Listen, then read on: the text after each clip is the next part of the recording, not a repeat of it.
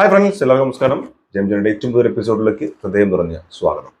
ഞാൻ ഈ തുടരും എന്ന് പറഞ്ഞ സിനിമയുടെ ട്രെയിലർ 10 മണിക്ക് വരും, ആലപ്പുഴ ജിങ്കാനയും 10 മണിക്ക് വരും. സോ ഇങ്ങനെ കാത്തിരിക്കുകയാണ് ഈ തുടരും ട്രെയിലറിന് വേണ്ടിയിട്ട്. കാരണം അതാണ് കാണാൻ ഏറ്റവും ആകാംക്ഷയോടെ കാത്തിരിക്കുന്നത്. പക്ഷേ 10 മണിക്ക് ആയപ്പോൾ കറക്റ്റായിട്ട് ആലപ്പുഴ ജിങ്കാനയുടെ ട്രെയിലർ വന്നു. ഞാനതെടുത്ത് കണ്ടിങ്ങനെ ഇരുന്നു. എത്ര നോക്കിയിട്ടും നമ്മുടെ തുടരും സിനിമയുടെ ട്രെയിലർ വരുന്നില്ല.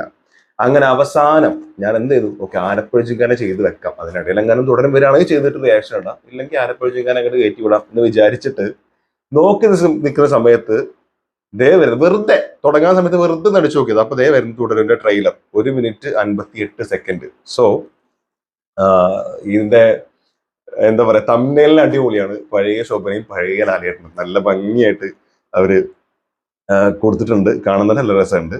എന്തായാലും നമുക്കത് കണ്ടു നോക്കാം. 1 മിനിറ്റ് 58 സെക്കൻഡ് ആണ്. Let's watch. റെഡി. മണിപ്പിള്ളരാജു എന്നെ കണക്ക് പഠിപ്പിച്ചൊരു സാറുണ്ടായിരുന്നു. നമ്മളൊരു ഫ്രീ പീരീഡ് നോക്കിയിരിക്കുമ്പോൾ അയാൾ എവിടെന്നെങ്കിലും കയറി വരും. അടിച്ചാലും ഗുണിച്ചാലും ഉത്തരം കിട്ടാത്തൊരു ചോദ്യവും. ഉത്തരം കിട്ടൂല, പുറത്തു നിർത്തും, നാണവും കെടുത്തും. അതിന് നീ ഏത് സ്കൂളിൽ പഠിച്ചേക്കുന്നത്?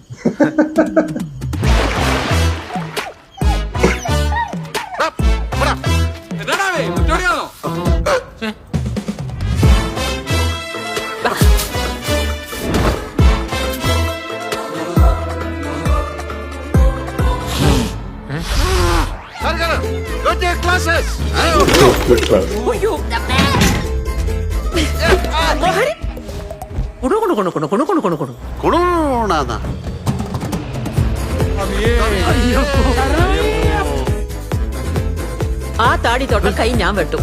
അണ്ണ ഇങ്ങനെ താടിയും വളർത്തി അയ്യോ പാവം കളിച്ചു നടാ. ആർക്കടാ പ്രശ്ന? എന്താണ്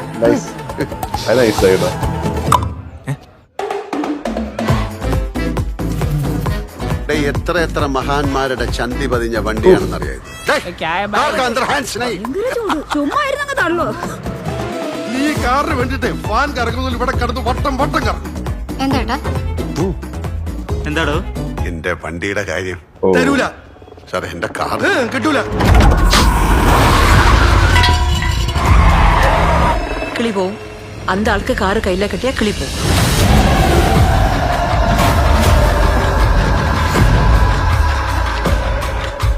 മഴ നനയാലല്ലോ കുട്ടിച്ച. എല്ലാരും കൂടെ എന്നെ ഇങ്ങനെ മഴയത്ത് നിർത്തിയേക്കല്ലേ.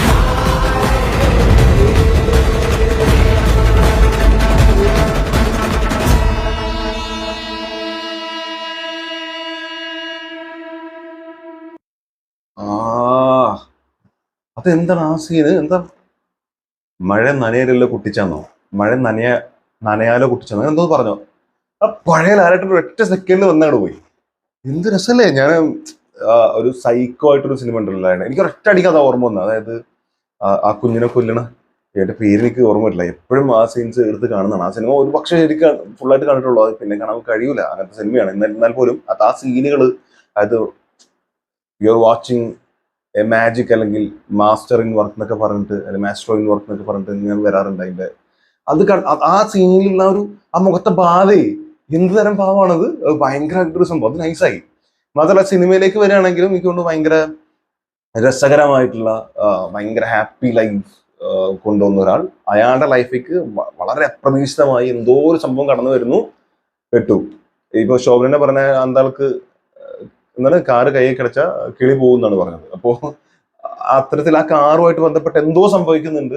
ആ കാറിൽ ചിലപ്പോൾ ഒരു കൊലപാതകം നടക്കുകയോ, അല്ലെങ്കിൽ കാറിൽ വേറെ എന്തെങ്കിലും ആവുകയോ, അല്ലെങ്കിൽ കാറ് വേറെ എന്തെങ്കിലും സംഭവത്തിൽ പോയി പെടുകയോ അതൊക്കെ ആയിരിക്കാം. അപ്പൊ അതിന്റെ ഓണർ ഓഫ് കോഴ്സ് അതിൽ പെടും. അങ്ങനെ എന്തെങ്കിലും ആയിരിക്കാം, ഇല്ലെങ്കിൽ അയാൾ പോകുന്ന യാത്രയും ബന്ധപ്പെട്ട് എന്തെങ്കിലും ആയിരിക്കാം, അറിയില്ല. ബട്ട് നല്ല ഉറപ്പാണ്, നമ്മൾ ഒരു വളരെ രസമുള്ള ഒരു സിനിമയാണ് കാണാൻ പോകുന്നത് എന്നുള്ളത് ഉറപ്പാണ്. നമ്മൾ കണ്ടിരിക്കുമ്പോൾ വളരെ എൻജോയ് ചെയ്ത് നമ്മൾ കാണുന്ന കുറെ നല്ല മൊമെന്റ്സ് ഉള്ള ഒരു ഫീൽ ഗുഡ് രീതിയിലേക്ക് പോകുന്ന ഒരു പടം പെട്ടെന്നൊരു സസ്പെൻസിലേക്കും ഒരു ത്രില്ലർ രീതിയിലേക്കും മാറിക്കഴിഞ്ഞാൽ എങ്ങനെ ഉണ്ടാവും. അങ്ങനത്തെ ഒരു എക്സ്ട്രാ ഓർഡിനറി ഫീൽ ഒരു പക്ഷേ തുടരുന്ന പറഞ്ഞ സിനിമയ്ക്ക് തരാൻ പറ്റും എന്ന് എനിക്ക് തോന്നുന്നുണ്ട്. എനിക്കിതിലൊരു നെഗറ്റീവായിട്ട് ഫീൽ ചെയ്തൊരു സംഭവം, അത് എന്റെ മാത്രമാണ്, ഞാൻ വീണ്ടും പറയും. കാരണം ശോഭന എന്ന് പറയുന്ന നടിക്ക് ഭയങ്കരമായിട്ടുള്ള ആരാധകരുണ്ട്, ഫാൻ ബേസ് ഉണ്ട്, ഓഫ് കോഴ്സ് ഐ നോ. പക്ഷേ എനിക്കിതിൽ ശോഭന ഫിറ്റ് അല്ലാത്ത പോലെ ഫീൽ ചെയ്തു. എന്തോ ലാലേട്ടനേക്കാൾ ഭയങ്കര ഏജ് ഫീൽ ചെയ്യുന്നു. ലാലേട്ടൻ്റെ ഒരു ചേച്ചി ടൈപ്പ് ക്യാരക്ടറൊക്കെ ചെയ്യാൻ പറ്റുമെന്നുള്ള രീതിയിലാണ് എനിക്ക് തോന്നിയത്. ലാലേട്ടന് ഒരു ഒട്ടും മാച്ച് ഇല്ലാത്ത പോലെ. പിന്നെ ലാലേട്ടൻ അങ്ങനെ ആ സാരിയുടെ ആണോ അത് ഷാളാണോ എന്തോ തുണി എന്തോ പിടിച്ചിങ്ങനെ വലിക്കുന്ന സമയത്ത് ഇങ്ങനെ വരുന്ന സീനും അതൊക്കെ ഒരു രസം കിട്ടുന്നില്ല. അവർ തമ്മിലുള്ള ഒരു കെമിസ്ട്രി വർക്കൗട്ട് മാതിരി എനിക്ക് ട്രെയിലറിൽ ഫീൽ ചെയ്തു. But Lalettan is extraordinary. ലാലേട്ടനോട് പിടിച്ചു വെക്കാൻ കുറച്ച് പാട് തന്നെയാണ്. എന്നാലും ശോഭനയ്ക്ക് എത്ര ഗംഭീരമായിട്ടുള്ള നടിയായിരുന്നു. പക്ഷെ ഇതിൽ അതുകൊണ്ടായിരിക്കാം ഒരു പക്ഷേ എനിക്ക് തോന്നുന്നത് അവരുടെ ആ ഒരു ഫ്ലോ നഷ്ടപ്പെട്ട പോലത്തെ ഒരു ഫീൽ എനിക്ക് തോന്നി. അതെന്റെ മാത്രം തോന്നലാണെങ്കിൽ അങ്ങനെ കിടക്കട്ടെ. അല്ല അങ്ങനെ തോന്നിയിട്ടുണ്ടെങ്കിൽ കമന്റിൽ രേഖപ്പെടുത്തുക. എന്തായാലും തുടരും. അതൊരു ഗംഭീര പടമായിരിക്കും. കുറേ നല്ല നല്ല കോമഡി സാധനങ്ങളുണ്ടാവും. അപ്പൊ കാറുമായിട്ട് കാണിക്കുന്നത് കുറേ മഹന്മാരുടെ ചന്തി പതിഞ്ഞ ഇതാണെന്ന് പറയുന്നത്. തുടക്കത്തിൽ തന്നെ മണിപിള്ളരാജുമായിട്ട് സംസാരിക്കുന്ന അതായിരിക്കും കുട്ടിച്ചന്റെ ക്യാരക്ടർ ഒരു പക്ഷേ കേട്ടോ. മണിപിള്ളരാജു ആയിരിക്കാം. അപ്പോൾ പുള്ളിക്കാരോട്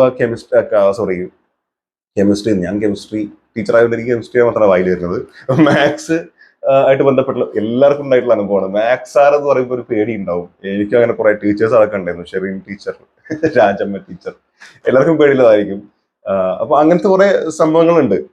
അതൊക്കെ പറഞ്ഞ നല്ല രസമായി. എന്നീ ഏത് സ്കൂളിലാണ് പോയതെന്ന് ചോദിക്കുന്നത്. അങ്ങനെ കുറെ കോമഡി എലമെന്റ്സ് കുറെ ഉണ്ട്. കോമഡി എന്ന് പറഞ്ഞാൽ ഭയങ്കര ചിരിക്കാനുള്ളതല്ല. ഒരു പുഞ്ചിരി ഉണ്ടാക്കണം. അത് കൊള്ളാലോ എന്ന് തോന്നുന്ന രീതിയിലുള്ള, നമുക്ക് കണക്ട് ചെയ്യാൻ പറ്റുന്ന രീതിയിൽ രസകരമായിട്ടുള്ള ലാലേട്ടന്റെ ഇത്തരം നാച്ചുറൽ അല്ലെങ്കിൽ ഓർഡിനറി കഥാപാത്രങ്ങളിൽ വരുന്ന ഒരു നല്ല ഒഴുക്കുള്ള കോമഡികൾ അത് ഉണ്ടാവും. അത് ഉറപ്പാണ്. പിന്നെ അവരുടെ ഫാമിലി, ആ ഒരു ഫൺ, പിന്നെ അദ്ദേഹം ആ കാറുമായിട്ട് കണക്ട് ചെയ്ത് കുറെ കാര്യങ്ങൾ ചെയ്യുന്നത്, ആ കാറിൽ എല്ലാവരെയും കൊണ്ടുപോകുമ്പോൾ അയാളുടെ കുറെ രസങ്ങൾ, കുറെ ചേച്ചിമാരെയും കൊണ്ടുപോകുന്നുണ്ടല്ലോ. അത് ആയിട്ടുള്ള കുടുംബശ്രീയോ തൊഴിലുറപ്പോ അങ്ങനത്തെ ചേച്ചിമാർ ഒരു യൂണിഫോം ഇട്ട് കാണുന്നുണ്ട്, അല്ലെങ്കിൽ അവർ വർക്ക് ചെയ്യുന്നതായിരിക്കാം.